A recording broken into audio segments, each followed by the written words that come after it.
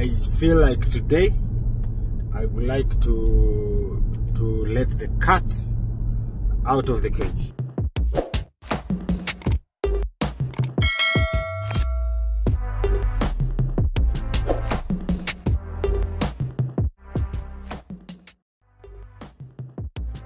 Welcome to the She Say Tells video magazine, and here's a roundup of the latest trending entertainment news this week. Let's kick off with Anerlisa Muigai and her better half Ben Paul, who have unveiled more photos from their big day. A couple of weeks ago, the pair took fans on a roller coaster, with rumors surfacing that they had broken up. They had both deleted photos of each other from their social media accounts. Through these latest photos, we guess this is their way of telling us that they are still going strong. And we'll just have to wait to find out if the latest rumors about Anerlisa expecting their first child is true. Next, we'll head down to the coast, where Vera Sidika celebrated her 27th, or was it 30th? Let's just leave it at she turned a year older. She shared the news that she had gotten engaged on her birthday by showing off a ruby-colored ring. Fans feel like this is all for clout and claims are that her beau, Brown Mauzo, is actually already married. Once again, we'll just have to keep our eyes open and watch as this saga unfolds.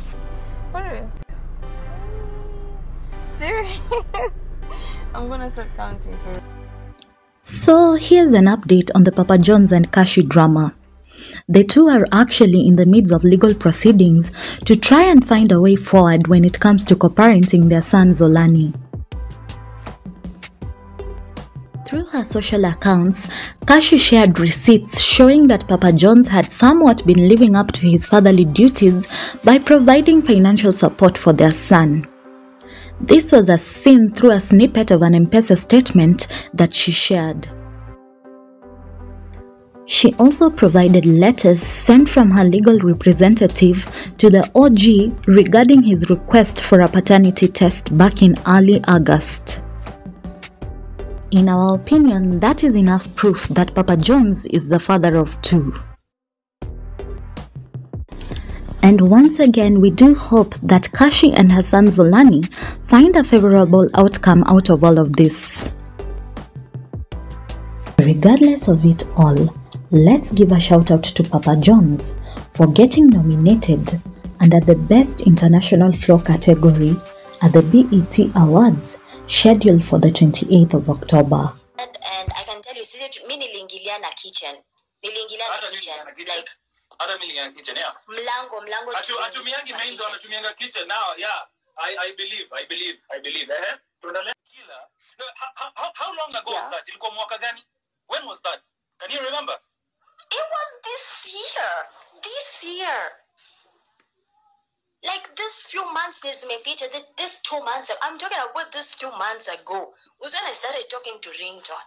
2 months ago. Let's go back to Xtian Dela's Insta Live that happened last night, and to sum it up, it was underwhelming to say the least.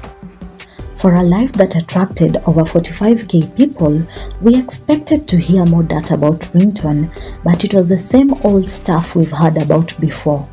For anyone who hasn't heard about the Ringtone drama, first, he's said to have conned several high school students by collecting cash for CDs and t-shirts, which he never delivered.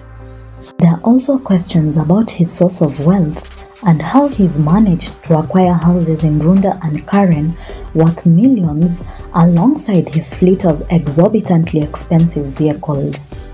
This is how Ringtone explained it away during interviews, and also the drama surrounding his current property.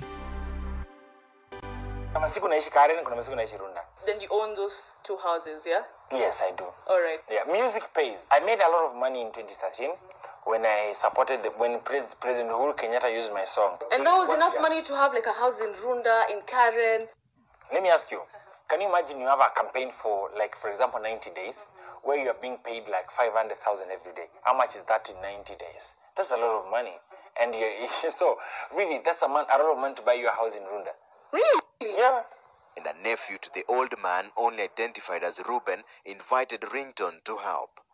After a while, like I think 4 months, Ringtone started taking control of the entire premises.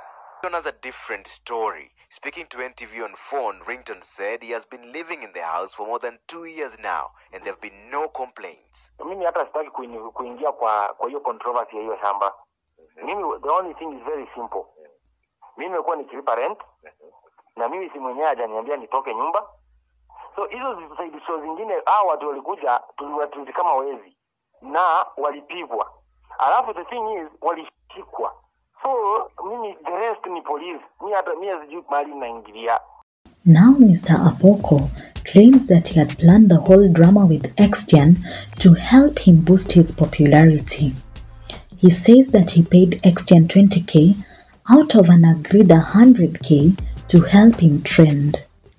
Yo Kenyans, I feel like today I would like to let the cat out of the cage. So nataka kuambia exactly what has been going on with the Xtian Dela. That kagal mwenye alitoka akanitaja mimi, akataja wanyama, akataja Kinotile Brown, Will Paul, akataja Khaligraph. Ako kagar kakitoka kalikuwa tuna uongo zake. Na ukiangalia venye story imeenda, Xtian Dela hata yeye alikuwa anajua. But mimi wakati nilikasirika nikapost video, Xtian Dela approached me na akaniambia, Ringtone, I can from the reactions we can turn this into a big thing ya kukumarket na brand yako, na pia mimi nisaidie comeback ambaye ni yeye. So what I did, nikamuuliza unataka tufanyaje? Xtian Dela akaniambia I just need. So basically then baada ya kunipigia mimi, then nikaamua I'll pull down the video.